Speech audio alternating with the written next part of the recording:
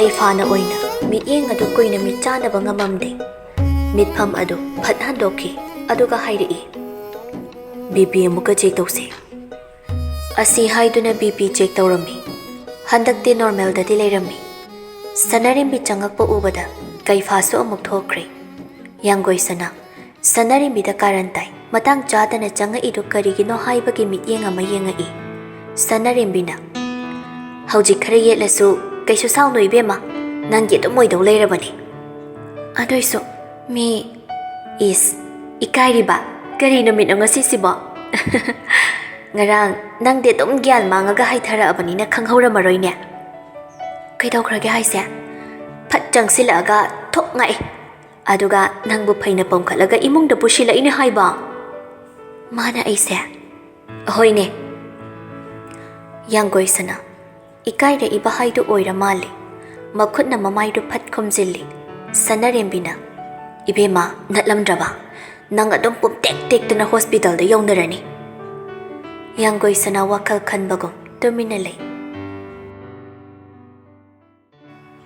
Kaifa supunna mapaga halakminay lalitna luhong basa tangay fadana chahi magumbadi ngay nagadaba mali adubu thuzilhan ge tapthahan ge haibadi nangi khudalay matang na matam ni yadradi yaithokpa dabani maduda ekhoida kairakadawa yamna layne isagi oijaba ngakta yenglaga thabak tawbadi ai pamde aduga hainariba wase aigi punchigi oiba wani aduna aina sina pai natraga phatte na munna khalaga thabak tawba yabage ayabada piyo Lalit wangang lakti tamin machanu pada yenga Lalit thanamaga Kaifa magi yumda lagli sumangda gari du khamamaga imungda changa maga leiminaba angang nupa machadu khaw achauba ama pairaga thoklakpaduda karaidano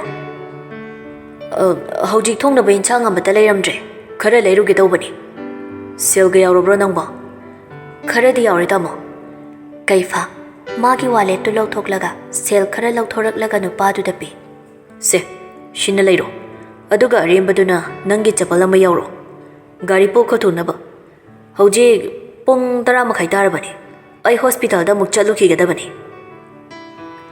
asi hairamaga imungda changa sofa da phammaga makhutna pairi faso duga mobile duga table de hek thambaga notification lakpagi ngalakpaduda mobile du laukhatlaga kanano haini yengi yanggoi sana haina thoklakpaduda changduni yengi waroldana asumna irami thank you Dr. Babu Kaifa na sentaw kre khangbadagi yanggoi sana reply lakpra haina ngaihak yengduna lei adubu reply piraktabaduda amamuk typing tawna bohone maraktuda Kaifa gi reply amala iramba message to lepaga kari hairakli no pana bohone for what message to the yaurakliba question mark to dani yeknaba amagumunna yengido aduga mana iramba message to kaklaga amamuk iraga thaki nangna aigi care lawibagi somdana amuk hapakliba heart ki emoji do da yengi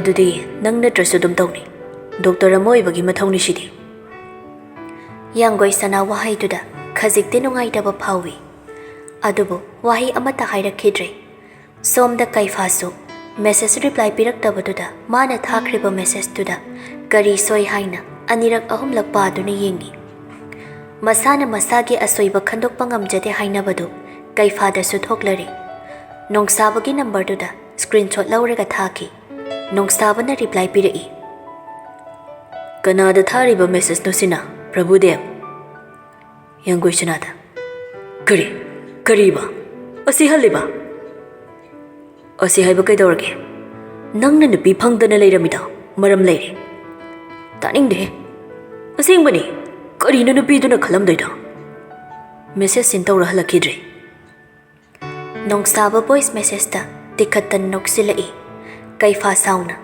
message ama thaki noklakano karino noktradi kaino karaidagi halaktorino ayoi su halaroi yare aina sori dude haidabi noktana sum leirona nupi sina nangonda thajara message sida nangna hali message yango yare masu yam khanjin maladi kaim khalamoi ei khangi yam khanjin gadaba midanate nangna khangi ba hoi ngasi off labor na naitai health care mama chatpagi do nangsu yawgadaba maline notice thokhobuda ubane namit kayani gi kem ne haige mari ni mu kyoira male kana kana yawgadaba mange nangne malayane robert gaurame nurse mari maga oira male hari ai horen phasana yengake nai baby di kashu ta hodraba natra ta hodre moi mapa do ai di kaya haina boidi masak to khangde dai di hoida adubudi maga lemina daunate macha nu pigani aina haidi macha na ga wan thadana tawrido mapani kaina pakhatpagi mami amatu udemi lemina banattabani nungsibagi marise iwat wat pajani mani bi matuna marolama fake oibani mana tawrido apangba mi na khangdrasu ai gamba singba mi ki mangdadi tawrkano haibani da nongsabana tharakliba message to ubada kaifa noksu nokninglakli hoi hoi nongsabana amo hoi hoi haidi karino nangi se ai pangi sira hawrakano ei arimbada chaina ne ai bu kari haikragene hoi khak haibane yare ai raunamda chalukhige adumna lairingai kaifa ga laiminaba nupadu so halakpadu ubada kaifana nang halaba kari kari laire hangam ga kobi ga yongchak su yauri kari inchang thongsi ga dama nangna thongningba ma thongada champut amadi phutlo ohoi dama phutki asi haiduna khawdu pairaga changki kaifa amuksu mana thakriba message tu de yengi kana banadena sida sum khanjindana phone do lock tawshinkre aduga hawgatlaga magi katamna ka khatkre asomdana yangoisana wakhaladu khangnung amuk nungai khidre khanjarubana amani nupa mana pirakliba paukhumna tayonana phare matang chade mana tawrugadabani ngaisi khwaingambana bimola tharakduna makhada kumakna bahairakpaduda tanna magi kadagi thoglakli asi bahang balak pasu lepte bhanumati su mi ga wari sana sana yangoi sanada haifet yengai yangoi sanasu thawoini yengsilamdabi mapanda thoglai khwaingamba ahal amaga phamina duna wari sanarami yangoi sana thoglakpa ubada sidaraune emotion amata yaudana hairakliba wahaiduda yangoi sana ngai hakti changsindabi leptuna lei koide tapna laktuna hangduna leiriba chokri amada phammi khwaingambana aigi marumni shyamras yangoi sana ming adu tabada mamit mamai khangsing singbagumna tawri yangoi sana shyamras bu masak munna khangi madawna saramba wari kaya ma munna tasil hawi business ke lamsen chida yamna naknana lamba tawriba miyoi amani aduga shyamrasi palngakpagi sumapani shyamras noklaga icha dilai sabi pharamedana machindati icha hairi adubu mityeng na yeng adudi yangoi sana hainaba oiramde koithana phamningba phaudabaduga chanana bimolana phone la ai haiduna kaurakpaduga mapa chanaraduna changage haina khong thangakpaga sana horiba wari du tabada yangoi sana mamai leithoga yengai khwaingambana afaba thabak sidi koithadana kanadi chahi phaba ngaibagi mathau tadi karma loibaga tha khara leirade dum yari chanabise aikoi miyoibana sembani aikoina muk semdokpada kari sokaiba leite Shyamrasna itauga aikoiga tungkoina mari leina bahaibase aikoigi dilaibak phabani adubu icha nupaga amuktangdi wari sanarakhige khwaingamba hoi haibago mangak nomi yangoi sana masadu tarang marang ama chatkre wa amata ngangde imung changakli aduga magi kada tumin phamduna le pokpadagi mapagi minungsi phanglaktrabini masung mamanabi kayana mapada kejaba oina jaba matau ubada karigi kalakpa phauroi karigumba thangai sengna leikidaba oirabadi kharasuma pharamgani adubu una leina asuk lapnabasidi kari oiramgani amuksu mahakpu mamal leitabi posak amagom amada amuk silakliba thaurang asini yangoi sanani hena penjadabasu kari tausike haibasu khanglamde Bimola su changaktuna chak loire haibagi pau haire. Yanggoi sana tumin wa mata haida thoglakli. Yum yai kada chauna thamliba madaugi photo do ubada yanggoi sana mabukning amuk nungsirei. Tapna changsilaga loikraba candle adugi mahut ama thangatli. Aduga dup ahum chamaga dup kambi tuda yungsilami. Photo aduda munna yenglaga wakhalda asumna khalli. Chanainarabi ichilsida dauna karigi nasu aibu ithanata thanamibadu. Aibu suputuna chatpiba yadabra. Karigi nasu hondokpiramlibadu. Ningsinga I haukraba matam ama. Yanggoi sanani yamna angang oiringai matamgi wani. Schoolda mamanabi mamanaba kayana laknaba sauhanba tawbadagi yanggoi sana sauraptuna mamanabi amabu mana taptaba makai purami. Khut yaunara abanina parentsu kaukhatnarami. Amadugina mama mapaga pangan kanna lakpa. Aduga magina kanasu laitabagu asonba madhau khak lakpaduda yanggoi sana yamna nungairamde. Landana aranba taduna principalna TC phawba pirakhiba halakpagi lambida manglemna. Ai khangi aigi isu landa haiba kari haibagino isu na duk thamoi sokna sauribade. Aibu makoina mama chabi haibado mama chabi haibabu karino manglem sapham adu khangan hanjilli karino moina aigi isu da dum hairibade. Leidiana su adum hai aidi mapana su nukside haina aduga mama chabi ni hai manglemna daudau cheke aigi isu sanatam phada adum ne hekta haiba yabrado khangni dana moi dodo nangsu aibu hondo amaga chatkinu ko chatlui isu na matik mathauna leibi ama oidri phauba dadau chatloi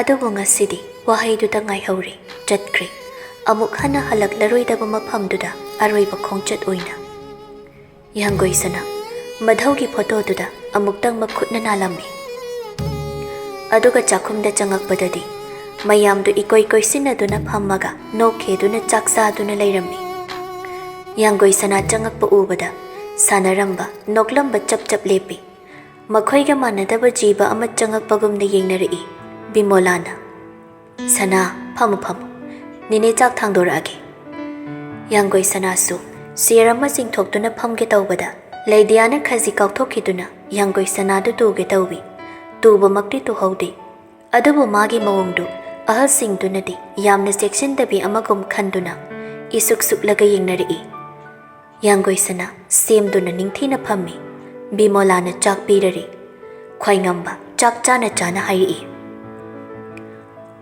Pabungna nangalalit ki machanupaga luhongnabagi wama hawduklambado tokpadari karige aina yade pamde hairaga hekta yaba warane laibak miyamna loina khangnarabani waroi potpu khraibasi supnagi waroi potpu bani luhongba sunati aina yumsigi makokni aduna aina haiba wadagadabani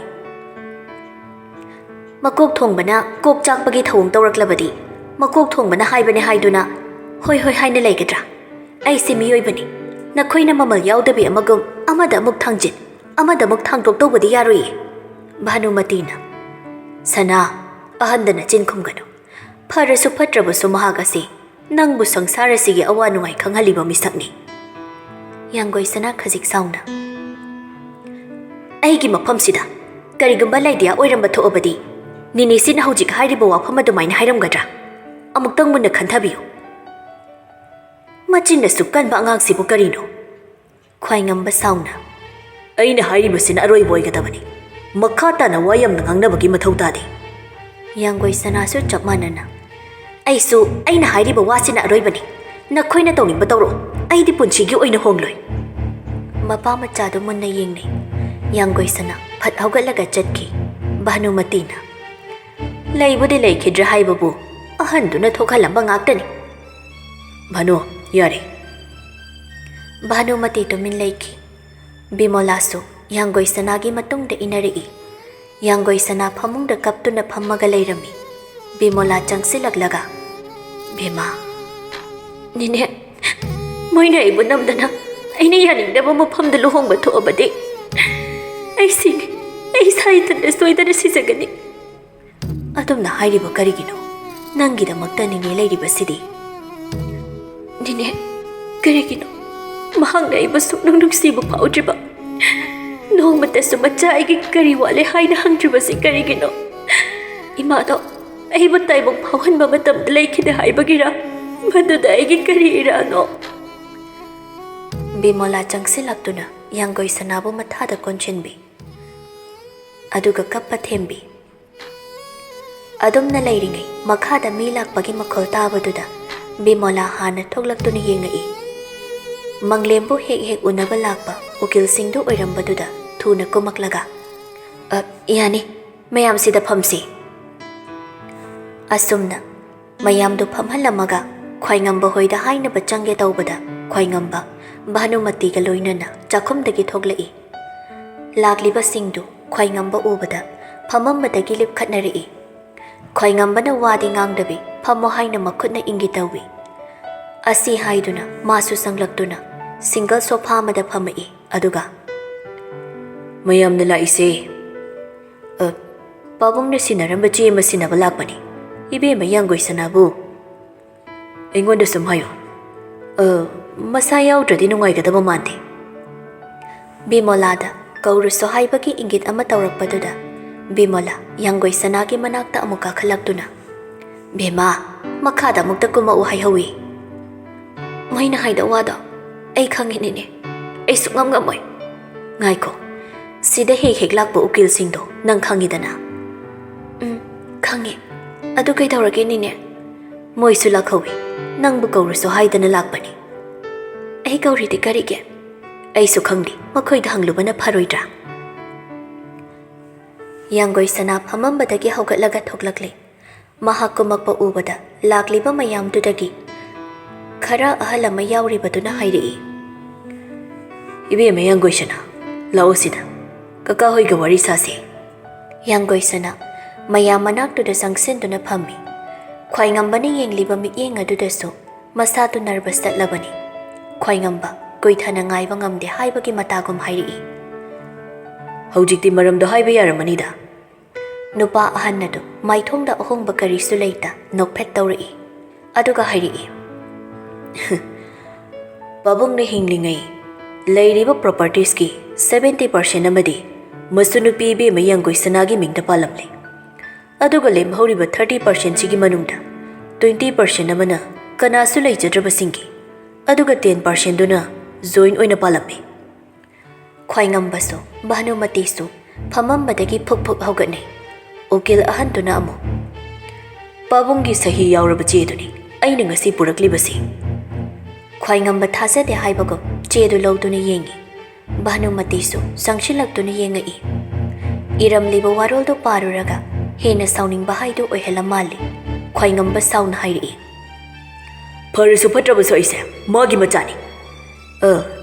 ꯑꯁꯥꯎꯕꯗꯨ ꯐꯥꯊꯕꯤꯌꯨ mister ꯈ꯭ꯋꯥꯏꯉꯝꯕ. ꯄꯥꯕꯨꯡꯅ ꯊꯅꯝꯕ ꯀꯟꯗꯤꯁꯟꯁꯤꯡꯁꯦ ꯍꯥꯟꯅ ꯃꯨꯟꯅ ꯇꯥꯕꯤꯈꯣ.